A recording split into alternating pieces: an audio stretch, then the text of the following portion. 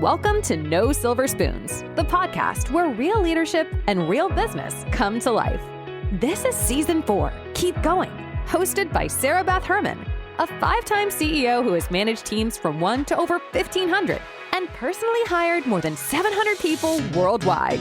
For the next 12 weeks, Beth will take you inside the doubts, fears, and roadblocks leaders face, and how to push through them with courage and truth.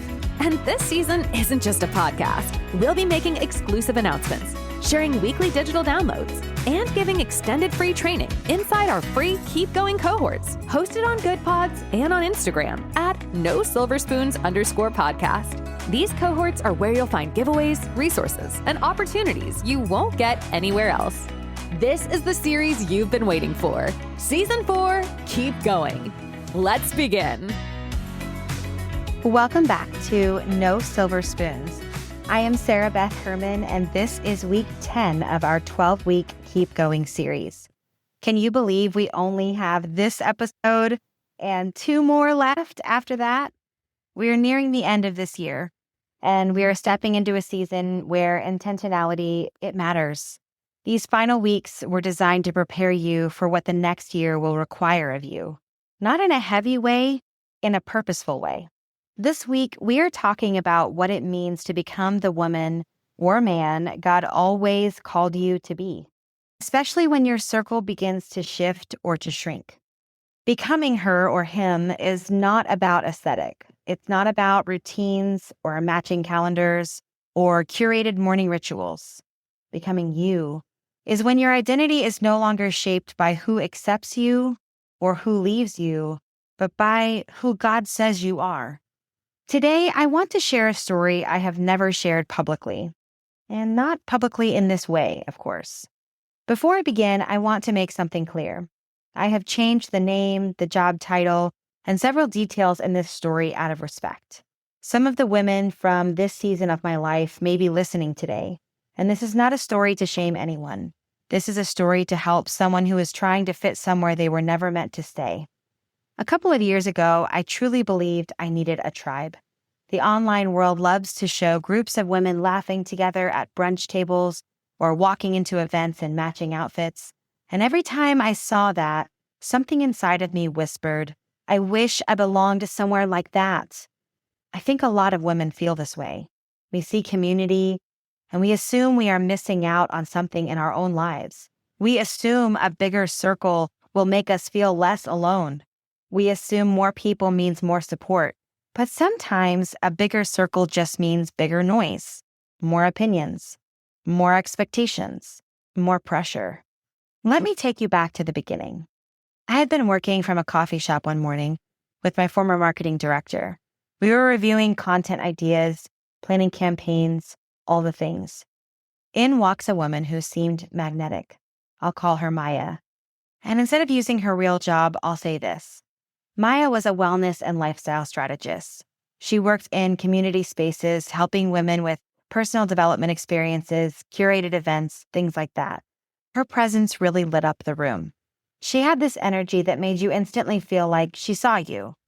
And we connected so fast that part of me thought it must be divine. There's no other way to look at this, to feel about this, other than divine intervention made this happen. Looking back, I do think it was divine, but not for the reasons I had imagined. You see, I'd been praying for newness, for support, for connection. And when I met Maya, I thought God had answered that prayer. And if I'm honest with you, I was tired. I felt isolated in my success.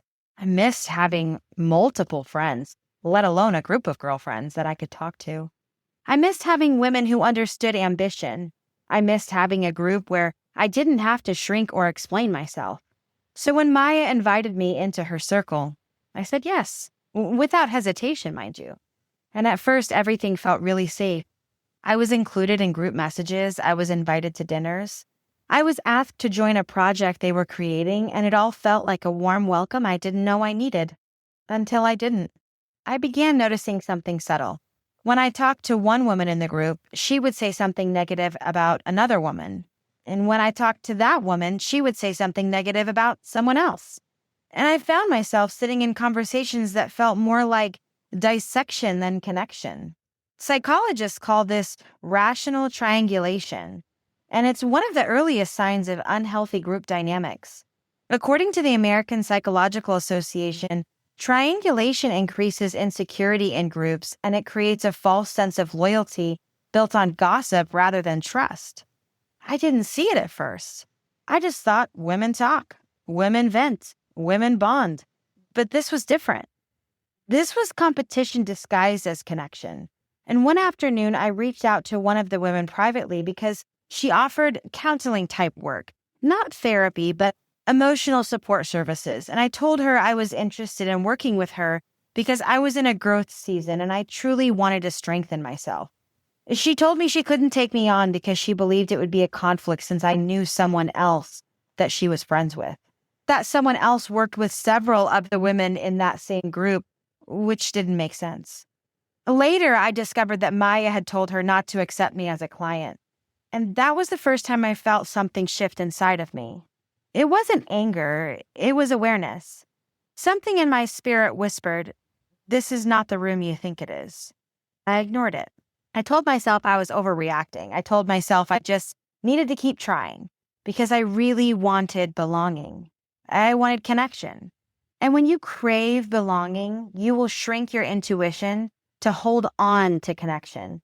After some time, Maya asked if I wanted to collaborate on a project. She told me she believed we could change the world together. She told me she saw my brilliance. She told me I had a gift she didn't have. And I believed her.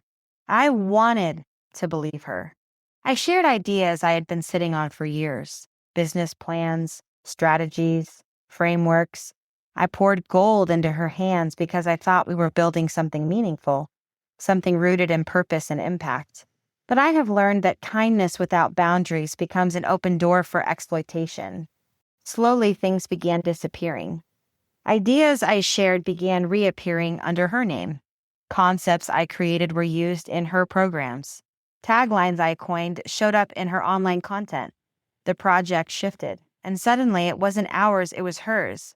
She spoke to me with a tone that made me feel small, dismissive, superior. A tone I had heard before in my life when people felt threatened by my strength. In fact, she even had the nerve to talk to me after we had a group session, which we had planned out with several of our clients. And she told me that no longer did she want me to speak on events. She wanted to be the one to speak because she didn't want me to steal her spotlight. And yes, she said it exactly like that. Research from the University of Toronto suggests that women with strong leadership presence are more likely to be undermined by other women who perceive them as competition due to something called intragender threat response. It sounds scientific because it is, but the lived experience feels personal and painful. Eventually, it reached a point where I realized the truth. I didn't need that circle. I didn't need that validation. I didn't need that partnership. I needed myself. I needed the woman God was shaping me into, not the woman I was trying to become to fit into another room. Leaving that circle was painful for me. It was confusing because I had met friends, or I thought they were my friends, but they weren't my friends. It was freeing. It was humbling in many ways. It was clarifying. I walked away quietly. No big goodbye, no confrontation, no accusations. I held my dignity even when I wanted to hold my defense. I let God do the sorting. He always does. Hey, Keep Going fam. This isn't just a podcast. It's a community. Every week, you can download exclusive digital resources designed to help you apply what you're learning. And you'll also have access to free extended training. The best way to get the most out of this season is to join the free Keep Going cohorts, available now on Good Pods and in the Instagram broadcast channel at @nosilverspoons_podcast. As a member of the cohorts, you'll get first access to digital downloads, exclusive getaways, mentoring opportunities, and special announcements before anyone else. Don't just listen. Be a part of the conversation. Join today at dentistrysupport.com/keepgoing. All right, let's get back to the episode. Once I stepped out, something remarkable happened. I built my own programs. I created my own mentorship paths. I found my own clients. I met people who aligned in integrity, not insecurity. I became her, the woman I'd always hoped I could become. but could never unlock surrounded by noise meant to dim me. Becoming her was not about becoming someone new. It was about remembering who I was all along. Science supports this too. Studies from Stanford University show that when individuals leave misaligned social groups, their overall confidence and identity clarity increases up to 40%. So that's not just emotional, that's neurological. Your brain literally works better when you are in spaces that honor you. And faith says the same thing. Psalm 1 talks about the blessings that come from not sitting in the company of the unaligned. Proverbs teaches us that wise companions lead to wise outcomes. Discernment is a spiritual muscle. I learned to trust that muscle. If you are listening today and you have tried to force yourself into a room that doesn't feel like God's presence, I want you to hear this. You don't always need a bigger circle. You need a healthier one. You need a refined one. You need a God-shaped one. This week, I want you to do something simple, a pay-it-forward practice. Choose one woman who has been a safe place for you. Send her a message, a voice note, a handwritten card, something that says, "Thank you for being a soft landing in a hard world." Because becoming her is not a solo journey. It's a journey supported by the right women, the honest ones, the steady ones, the ones who celebrate you without fear. Every episode that I record here at No Silver Spoons always has a That's Good moment. The That's Good moment is all about recapping what I really want you to take away from this episode. So as we close this out, here's what I want you to hold on to. You were not created to fit into every room. You were created to rise in the room meant for you. The circle you keep will either call you higher or keep you small. Pay attention to the ones that make your spirit feel safe. You are becoming her, not by accident, but by assignment. And as we close today, I want you to remember this. We are 2 episodes away from the end of this series. These last weeks were intentionally designed to help you walk into the new year with confidence and clarity. If this series has spoken to you, I would love for you to recommend it to someone else. Send it to a friend who needs courage. Send it to a leader who feels alone. Thank you for being here. Thank you for trusting me with your growth. Thank you for letting me speak life into your world each week. I am Sarah Beth Herman, and this is No Silver Spoons. I'll catch you on the next episode. You've been listening to No Silver Spoons Season 4. Keep going. Hosted by Sarah Beth Herman and proudly sponsored by Dentistry Support. This is a 12-week series running in real time. But whether you're joining us on day 1 or halfway through, you belong here. All of our products, resources, and opportunities remain available online, so you can follow along anytime at www.dentistrysupport.com/keepgoing. Be sure to join our free Keep Going cohorts, hosted on Good Pods groups and inside of our Instagram broadcast channel at NoSilverSpoons_podcast. Members of these cohorts get first access to digital downloads, links to free extended training, exclusive mentorship opportunities, giveaways, and notifications the moment new tools drop. These cohorts are built for leaders and business owners who want to grow with us, and they're completely free. If you'd like to sponsor a future episode of No Silver Spoons or inquire about being a guest, you'll find details on our podcast page linked in the show notes. Your journey as a leader doesn't end here. Your story isn't finished. No matter what season you're in, keep going. We'll see you next Monday.